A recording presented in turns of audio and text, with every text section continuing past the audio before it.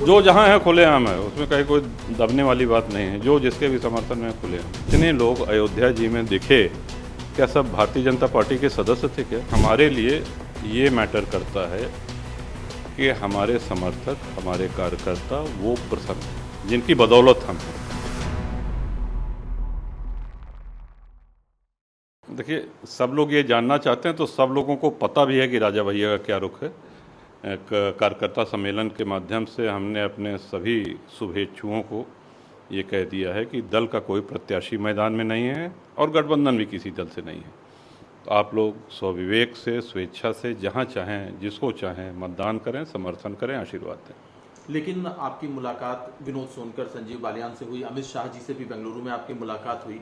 इस मुलाकात के बाद भी आखिरकार न्यूट्रल रहने का फैसला क्यों? नहीं, हम बताते हैं ना।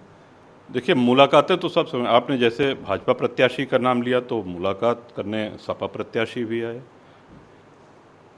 आप भी कई पत्रकारों से मिलते हैं तो क्या उनके चैनल में थोड़ी शामिल हो जाते हैं? या हम लोग राजनीति में हैं, अलग अलग दलों के नेता, भेंट होती रहती, बात होती रहती है, संबंध सबसे अच्छे हैं। लेकिन जब तक दल का गठबंधन नहीं हुआ है तब तक एक दल का नेता दूसरे दल के मंच पे या कैसे जा सकता है? ये लेकिन राजा भैया, जब राज्यसभा के चुनाव हुए थे उस समय में आपने जी बिल्कुल एक स्टैंड लिया था, लेकिन इस बार वो स्टैंड जब नहीं, गत 8 वर्षों से। जी। ये द्विवार्षिक चुनाव हैं, इसलिए कि हम दर्शकों को भी बता दें कि हर 2 वर्ष पे राज्यसभा का और विधान परिषद के चुनाव होते रहते हैं। इसमें विधायक वोट देते हैं और राज्यसभा और विधान परिषद के सदस्य चुने जाते हैं। तो ये 2018 से हम देते आ रहे हैं। जब आवश्यकता पड़ती थी तो भाजपा के संगठन के कुछ लोग आए और माननीय मुख्यमंत्री जी ने बुलाया। उन्होंने कहा कि वोट चाहिए, हमने कहा ठीक है, तो तब से हम देते आ रहे हैं। लेकिन जो आपका स्टैंड है तो उसको लेकर के कार्यकर्ताओं में गुट बन गया है।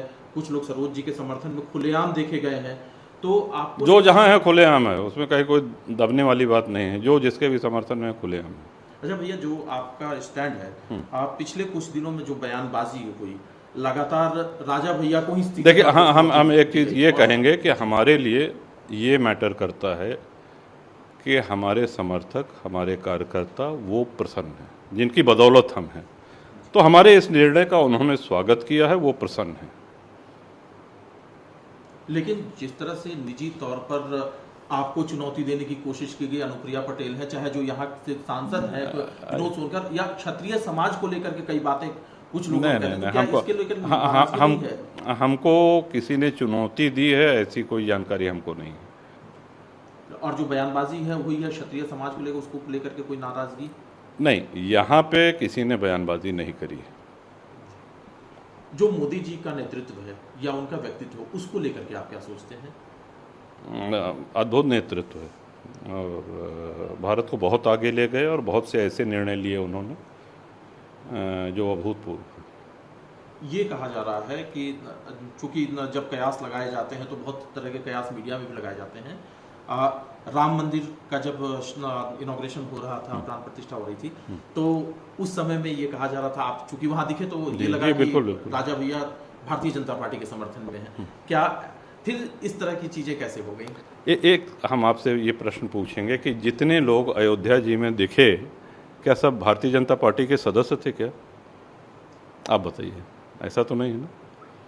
भगवान श्री राम में जिनकी आस्था है वो वहाँ पे थे और परम सौभाग्य कि उनको निमंत्रण प्राप्त हुआ। हमारे पिताजी को भी निमंत्रण प्राप्त हुआ, हमको भी मिला। वो आयु अधिक होने के कारण, स्वास्थ्य के कारण नहीं जा सके और हम गए, और ये हमारा अहोभाग्य है कि दर्शन प्राप्त हुआ। भैया, सिर्फ 2 सवाल और मेरे रहेंगे। एक सवाल मेरा ये है कि अखिलेश यादव के लोग खुल करके कह रहे हैं कि राजा भैया को हमारा समर्थन प्राप्त है, ये बार बार कह रहे हैं, वो खुले मंच से कह रहे हैं, तो इससे भी राजा भैया को समर्थन प्राप्त है? राजा भैया का समर्थन प्राप्त है। अच्छा जी, तो इससे भी एक सवाल उठ रहा है कि शायद राजा भैया उनको समर्थन दे रहे हैं।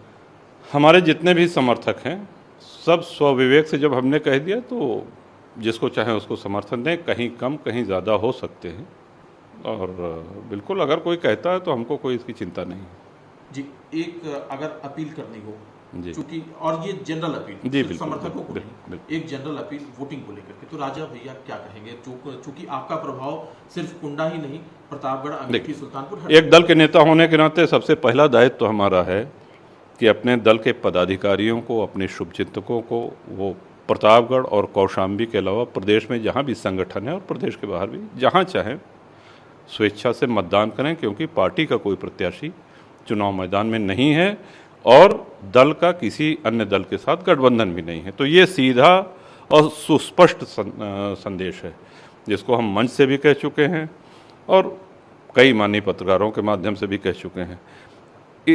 इस एक लाइन के संदेश के बाद मैं नहीं समझता कि इसकी बहुत मीमांसा करने की आवश्यकता है, इसकी बहुत समीक्षा करने की आवश्यकता है, और जिसको जहां मतदान करना हो करें।